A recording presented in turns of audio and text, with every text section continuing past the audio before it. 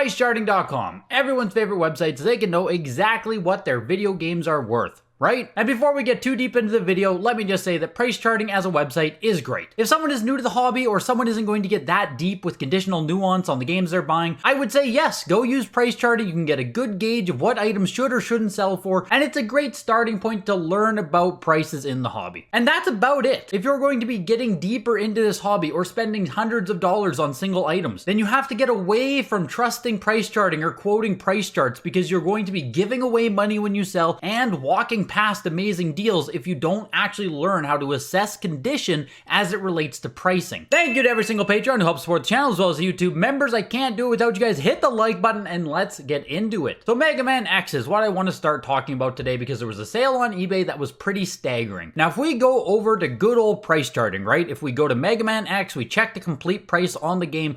$103.70. Now this is the kind of price, like I said, if you're new to the hobby or you just over rely on price charting, you're going to think in your head, wow, a complete in-box copy of Mega Man X should cost me somewhere around $100. And the issue with saying something like that is it does not at all relate to the actual condition of Mega Man X. And with Mega Man X here, it doesn't even relate to if we're talking about an original Japan release or the Majesco reprint. If I click on this one for $129.99, right, it's over the average price already, and we look at the listing, this isn't even for a Japan copy of the game, and my god, the condition on this is actually quite awful. The manual is a Japan print, the box is a Majesco print, the cartridge is a Japan print. Majesco prints came out later, they're worse quality, they have worse coloring. You can see the color here on the manual, Mega Man is actually blue. If you look over here, you can see his trim is almost black. But I'm actually surprised how bad the condition is on this copy of the game here for $129.99. And for those who aren't doing this, at bare minimum, if you are using price charts, you have to click on the tabs here and at least look at the data that is being compiled. All price charts actually is the eBay sold data put over on price charts, and then an average is calculated. So you have to hope that in this average, all of the data that is captured by this website is accurate and of the game in question. And remember, we're looking for made in Japan copies of Mega Man X. Well, this copy isn't even the right version of Mega Man X. This is some kind of late re-release, the IM 8-bit release, I believe. And on this one here, we can see that this one again is a Majesco release of the game. We have the black and white manual, we have the box again with Mega Man looking black instead of blue, and this one again, $87 here at open auction. Box, obvious wear all over it, right? So both of those on the data here, these are both wrong. 76 and 87 are both sitting here bringing down this average price of $104. So for myself, immediately looking at this, right, if I was negotiating with someone to buy a complete in box Mega Man X made in Japan version of the game, and they showed me one in good condition and they said I want $104 for it, I would snap it up immediately. Immediately, that person is giving away value based on how price charting is calculating this average and what their data is actually using to do it. And if we take this a step further, right, let's say someone actually had a mint condition copy of this game, complete in box, that they want to sell you. Price charting says $103. It looks like the highest sale captured in the recent data is for $400. And if we look at it, yeah, that's a really nice copy of Mega Man X. You can see the manual only has some light wear there on the spine. The box looks pretty damn nice overall there. 400 US, they accepted an offer on it. So you can immediately see, as soon as we actually go up in condition, the price of this game has 3 to 4x. But let's say we get something that's really mint, something really special, something very exceptional in condition. Well, that's what we had sell on the weekend, and you can see here that a copy that still has the cellophane on the box, there's no evident creasing to the box, the manual itself looks brand new. The cartridge is actually in bad condition, which is another thing here. Once we get into this higher level condition premiums, the cartridge itself is the least important component, and the end price is $936. Now normally I'd be weary about a price like this, but this bid right here is actually a mod in my Discord, bidding $926, thinking there's no way he gets outbid. And lo and behold, he did get outbid, which is rather insane, I'll be honest. And if we consider that one of these top two bids didn't exist, it would have sold for $450 US, which again, if we just go back to the price charting, it's 4.5 times times what the complete in box price actually shows on this website. In the world of sealed and graded video games, this kind of conditional nuance absolutely dominates the market. As prices got higher, as grading became more popular, optimization in the market began to occur. But even still, when people talk about the graded video game market, if they aren't into graded video games, they'll say something like, oh, a graded copy of Zelda sold for $500, which means nothing. There's no context to that statement. A graded copy of a game sells for X, which then you have to ask, okay, what was the grade on the game? Because condition matters so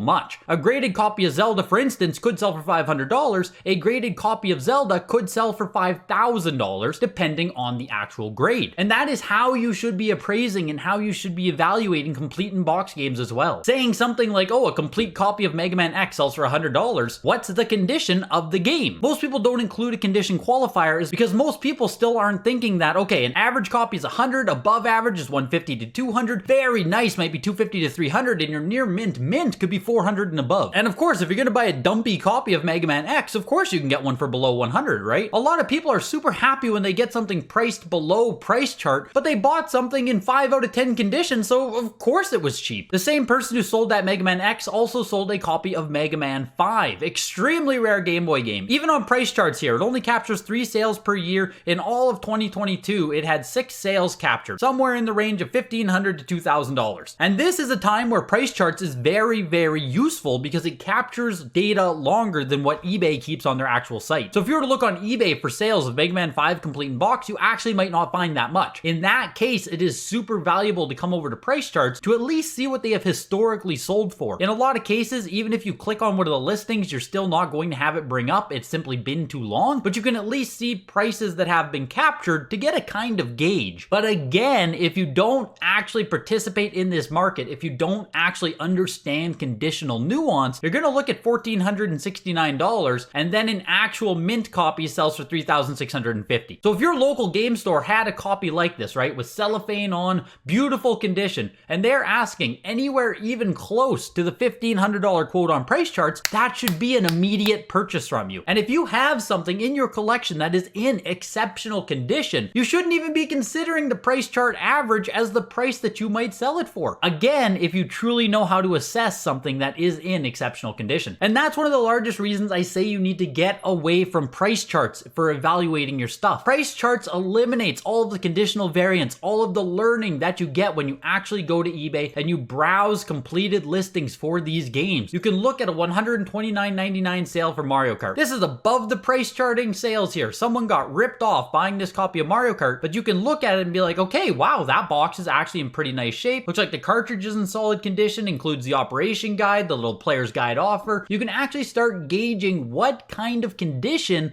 the market values over average. And even on something like Mario Kart 64, right? Price charting captures a sale per day on this game, so it's a really good gauge of what you can get. But again, we can just look at this copy here for $170 and oh, this is a player's choice copy. So even a like new player's choice copy is selling for $170 US. Meanwhile, again, price charting is showing $114. You could easily sell a copy of Mario Kart for over $200 US if you have one that is truly in nice condition. And if you only look at price charts and you're not actually looking at the market, looking at what the market is valuing for condition, how much these games are selling for, you're only going to be doing yourself a massive disservice. It is very likely you are going to give away value when you go to sell games, and it's very likely you are going to miss value when you're buying games. And remember that grading complete in box video games is only going to become more popular as we go through 2023 and beyond. These differences in conditional premiums, these differences in price points are only going to become more pronounced in the future. Learning how to actually value games, learning how to actually assess condition, you can't get that from an over-reliance on price charts. We're gonna get to a point where someone's saying a graded complete copy of Mario Kart 64 sells for $160 and someone's gonna ask you, okay, well, what's the grade on that? Because condition is